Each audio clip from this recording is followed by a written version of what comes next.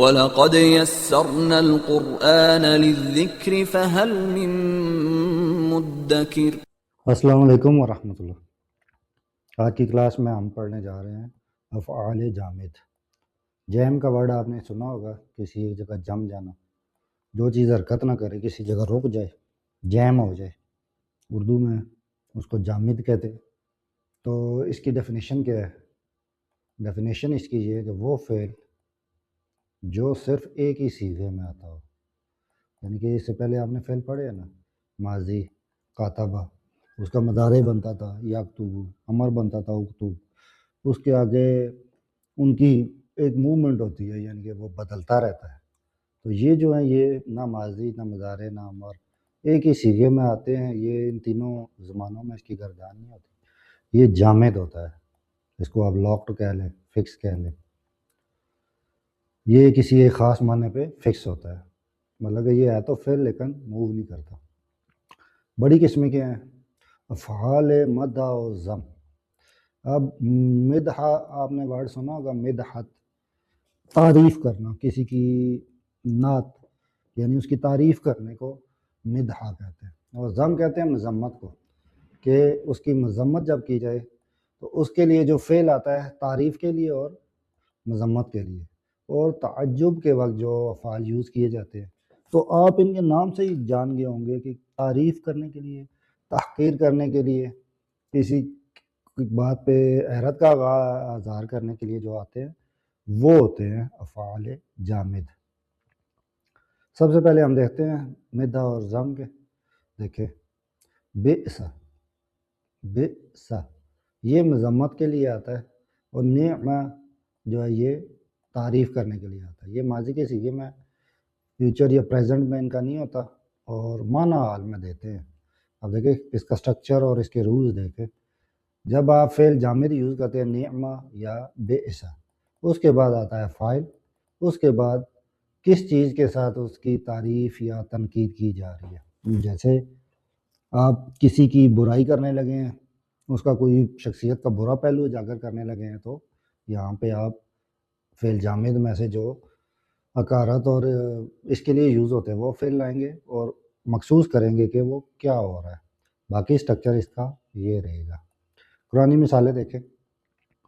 ابھی دیکھیں ہمارے پاس فعل جامد آ گیا نعمہ، اس کے بعد آئے گا فاعل نعمہ العبد۔ تو تعریف میں ہم نے کیا کہا تھا کہ فعل جامد پلس فاعل اور پلس اب تیسری بات جو آئے گی کہ وہ بالخصوص کریں گے ہم کہ ہم اس میں تعریف کرنے لگے ہیں یا مذمت کرنے لگے۔ تو انہ اواب، اواب جو ہے یہ اس کی تعریف کی جا رہی ہے، ٹھیک ہے، کہ کیا ہی بہترین بندہ ہے۔ نعمہ بہترین، عبد بندہ، انہ حرف انہ اور اس کا تاکید کے لیے وہ اٹیچ پروناؤن ہے۔ اواب جو ہے یہ میننگ ہے رجوع کرنے والا، بہت رجوع کرنے والے کو اواب کہتے ہیں۔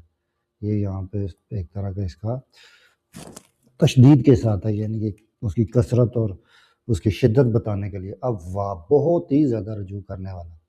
تو نعمہ ہمارے پاس مدح کا فعل جامد ہے۔ اب دیکھیں بئسا یہ مذمت کے لیے آتا ہے، تو اس کو کہتے ہیں کیا ہی برا، ٹھیک ہے، جیسے وہ کیا ہی بہترین تھا تو کیا ہی بدترین ہے۔ بئسا للظالمین بدلا، اب یہ اس کا فعل جامد کا فاعل ہے اور یہ اس کے آگے مخصوص کیا گیا مذمت کے ساتھ۔ ایک اور مثال دیکھیں نعمہ کیا ہی بہترین، اجرو اجر، عاملین عمل کرنے والوں کا کیا ہی اچھا اجر ہے۔ اب یہ نعمہ یہاں پہ بالکل فکس معنی دے رہا ہے، اس کی گردان وغیرہ کچھ بھی نہیں کرتی اس فعل کی۔ نعمہ بیشا، درسی مثالیں بھی دیکھ لیں۔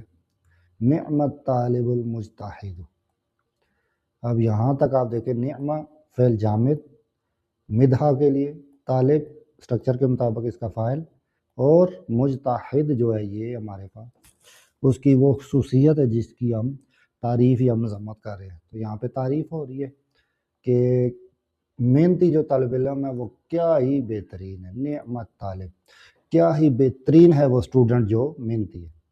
بئسا کیا ہی بدترین ہے عادت، العادت یعنی کیا ہی بدترین ایک عادت ہے.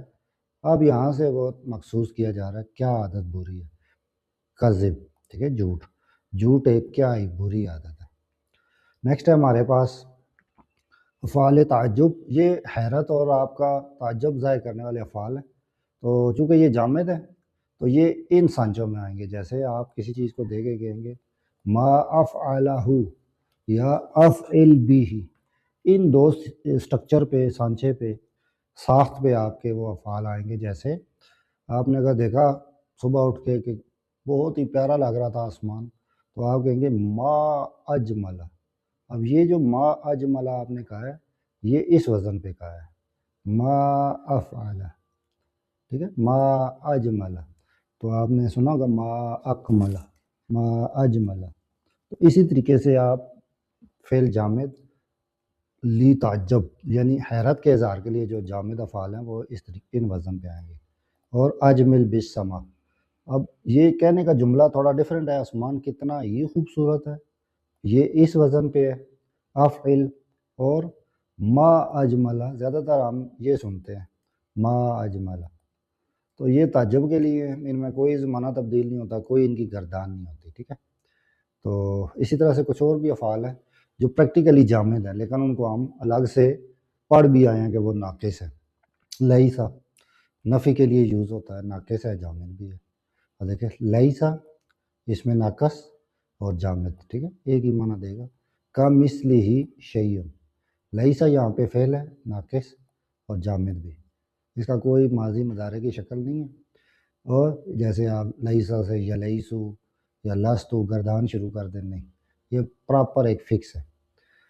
اب سب سے پہلے دیکھیں جامد اور متصرف. ٹھیک ہے، متصرف جو فعل ہوتا ہے اس کی گردان ہوتی ہے، اس جامد کی نہیں ہوتی. ٹھیک ہے، اور یہ اپنے زمانے کے ساتھ ساتھ مدار عمل میں بدلتا ہے اور یہ فکس ہوتا ہے. مثالیں دیکھیں، کتبہ ایک فعل ماضی ہے، اسے ہم یکتب اکتب بنا سکتے ہیں. دیکھیں یہ ہمارے پاس فعل متصرف ہے کہ کتبہ ماضی، یکتب مضارع، اکتب امر، اس نے شکل بدلی، معنی بدلے. جامد کو دیکھیں نعمہ، اب اس کا کیا کرے گا، ینعم، انعم، کچھ بھی ماضی مضارع مستقبل امر کچھ بھی نہیں بنانا، فکسڈ اس کے معنی ہے، فکسڈ آئے گا، اس لیے جامد کہلاتا ہے. نیکسٹ دیکھیں بئسا لیسا، تو اس کا یہ ہے کہ معنی پر فکس ہے اور یہ حرکت پر مبنی ہے. تو امید ہے کہ آپ کو یہ فعل جامد یعنی حیرت کے لیے اور کسی کی تعریف یا اس کی برائی کرنے کے لیے سمجھ آ گئے ہوں گے. تو تھوڑا تھوڑا کر کے میں سکھاتا ہوں.